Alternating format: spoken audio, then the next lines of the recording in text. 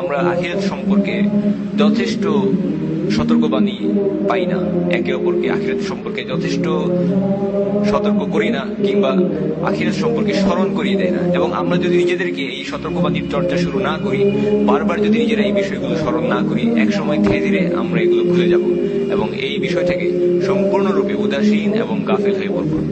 আমরা মানুষেরা অনেক কিছুর প্রতি আসক্ত। এই পৃথিবী, আমরা যাদেরকে ভালোবাসি তাদের প্রতি আমরা আসক্ত, আমাদের ভোগ্য সামগ্রীর প্রতি আমরা অনেক বেশি আসক্ত, আমাদের বাড়ি গাড়ি, আমাদের এই পৃথিবী, এই সমস্ত বিলাসিতার প্রতি আমরা অনেক বেশি আসক্ত। কিন্তু আখিরাতের সাথে, পরকালের জীবনের সাথে, যে জীবন সত্য জীবন, প্রকৃত জীবন, সেই জীবনের সাথে আমরা যথেষ্ট পরিমাণ কানেক্টেড বা সংযুক্ত নই। কাজেই আমরা আমাদের নিজেদেরকে প্রশ্ন করতে পারি, যদি ঠিক এই মুহূর্তে মৃত্যুর ফেরেশতা মালাকুল মাউত আমাদের কাছে চলে আসেন এবং ঠিক এই মুহূর্তেই যদি তিনি আমাদেরকে প্রশ্ন করেন যে আমরা কি এখন মরতে প্রস্তুত কিনা।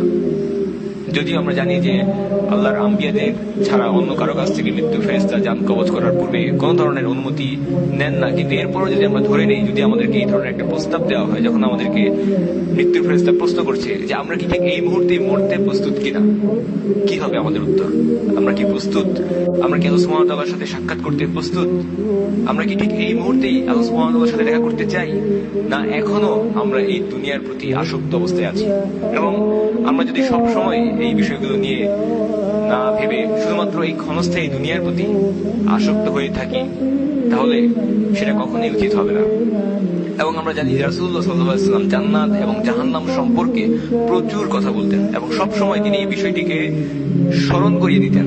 আখিরাত নিয়ে তিনি এত বেশি কথা বলতেন, বিশেষ করে জাহান্নাম নিয়ে রাসূলুল্লাহ সাল্লাল্লাহু আলাইহি ওয়াসাল্লাম এত বেশি বলতেন যে একজন মহিলা সাহাবিয়াত তিনি সূরা কাহাফ মুখস্থ করে ফেলেছিলেন শুধুমাত্র রাসূলুল্লাহ সাল্লাল্লাহু আলাইহি ওয়াসাল্লামের জুমার খুতবা শুনে শুনে। এবং সূরা কাহাফে আমরা জানি আখিরাত নিয়ে, মৃত্যু নিয়ে, জাহান্নাম নিয়ে, পরকালের বিষয়গুলো নিয়ে আলোচনা করা হয়েছে। এবং রাসূলুল্লাহ সাল্লাল্লাহু আলাইহি ওয়াসাল্লাম ঘন ঘন জাহান্নামের বিষয়ে আমাদেরকে সতর্ক করতেন। কেন এত সতর্ক করতেন?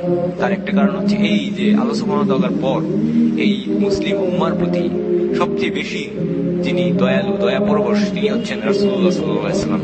তিনি কখনোই চাননি যে তার উম্মত, তার জাতি কোন একটা বড় ধরনের ক্ষতির সম্মুখীন হোক।